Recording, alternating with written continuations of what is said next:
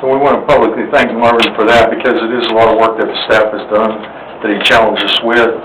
And I want to thank you for your time because normally this is things that we talk about in budget workshops, and as you're aware that we will be submitting budgets to the city manager this week, so with a little guidance here would help along the way on some of this.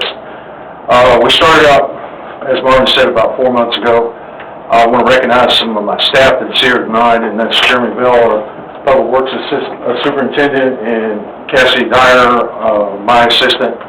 Also with us, just visiting, is Brandon Randall. He is our Utilities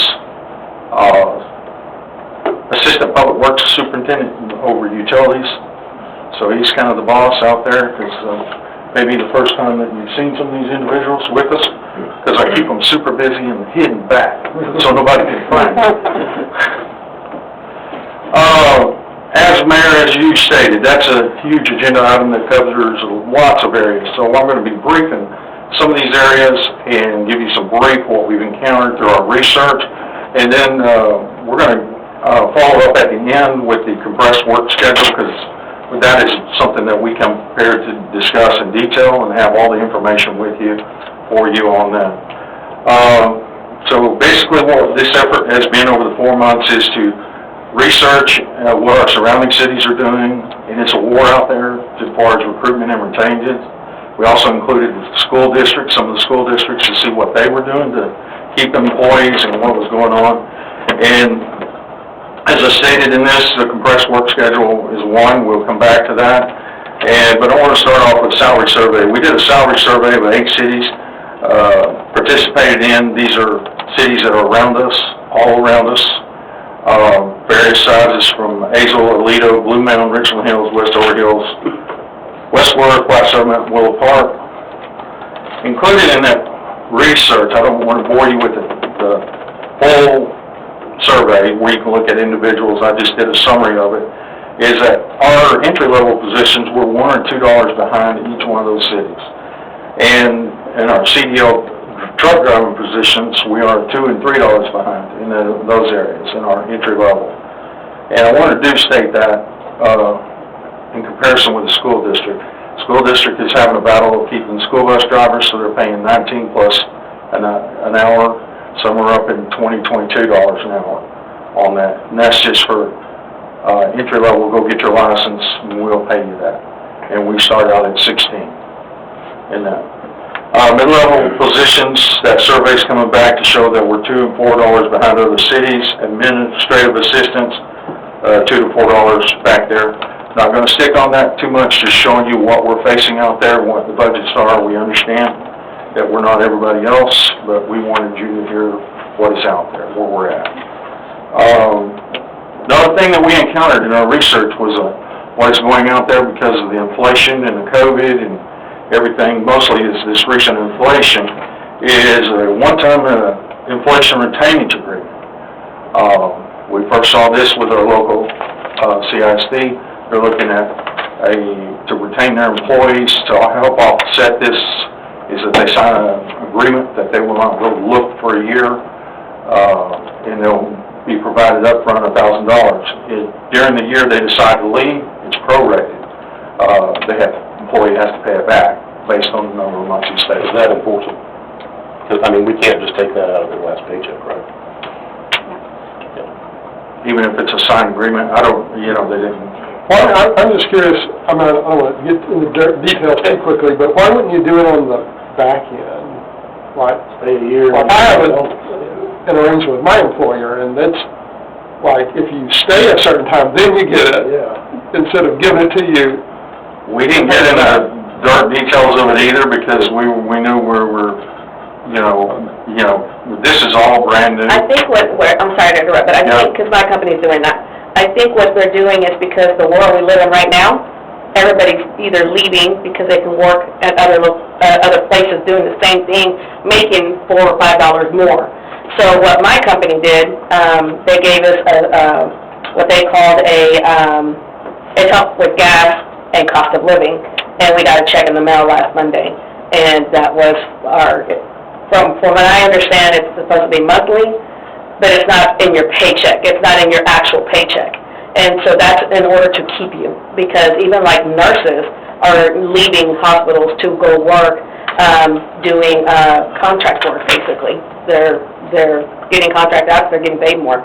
I have a CT tech and an MRI tech, we're paying them bukus of money because we can't find a regular MRI tech or a CT tech. Are they taking taxes out of that? Oh, yeah. Well, We'll talk about that more in more detail, but it just seems like to me I mean, I get what you're saying about that, but if you can't take out their paycheck, you can't force them to pay it back, it seems like you would have it at the end of a period. And those are something that we could work out the details on, on that. But to add, what Councilwoman said, is that we're seeing this more in police and fire in our city, leading for others, and then we are in public works. But now with all this that we see is happening in public works, where they're getting, and we'll talk about that next, is a sign-on bonus. One city's offering a sign-on bonus, which they do break it up. If you stay 6 months, they'll give you $1,000, and if you stay a second 6 months and complete a full year, it's another $1,000. So, and that's like what I'm talking about, at the end of the service period. That's a sign-on bonus on there. Then we also looked at, right now we have 2 employees that are on call, what we call on call for after-hours emergency. It's always just been primarily that you just take it as part of your job. We feel that we need to be a small stipend for them to be by that phone, and answer that call. And I think we need to consult again with our attorney on that, because I'm not sure that that's proper. What's that, sir? It's called inconvenience pay. Yeah, I thought we had a duty to compensate people if they were on call. Yeah. At some amount. Not just, you sit around and wait, and then you get paid when you get a call. I thought there's some legal... You can't go anywhere, and you can't... Right. So I'm not saying it's not a good idea, but I want to make sure we're complying with law, the current law. And they're on call, they have to be in the city limits. Right. Right. Now, once again, keep in Well, the way mind, our deal reads, within 10 minutes. Okay, well, yeah. and keep in mind, we made this full presentation to Mr. Gregory to where he went into the dirt on this, and he said he will be looking at this and addressing this immediately. Okay. Because it's a smaller impact to the budget than these other items that we're talking about. Now, going back to the compressed work schedule, we do have a full PowerPoint. Does everyone have a copy? Mary, do you have a copy? Yes. Okay. I'd like to refer to that PowerPoint. Basically, what we're looking at, a compressed work schedule, is basically taking a 40-hour work week and compressing it down into 4 days instead of 5 days. Other cities that are around us that are doing some form of compressed work schedule, Saginaw, Keller, Richland Hills, City of Crum. Some of those are 4.5 days, and the 4.5 days has more historic. I will tell you, we are following the City of Keller's research. A lot of this research is that they're doing. They're actually in their option period right now. We'll be presenting that as we go through. There'll be a lot of questions that'll pop up if we look at this. I have the answers for them here as we go through. Option period, do you mean they're in a trial period? They're in a trial period. Okay. They're in a trial period. Hey, Gordon, Yes, sir. Richland Hills approved the trial period last night of the 4 days. Okay.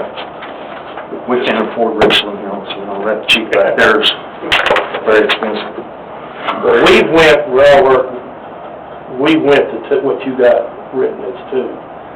We went to that, and that has worked Okay. pretty well, but it's also because we always had to work a lot of overtime. Now we need to just get 40 or a little less, and that's one reason we went to that. Well, I doubt they'll ever change back. one of the things that we want to present here, What did you go to, John? To where we're off had today, Friday. Oh, yeah. yeah, we're going to present, I doubt you'll ever get us to go back. Everybody's in love with that. Well, you can't get the product.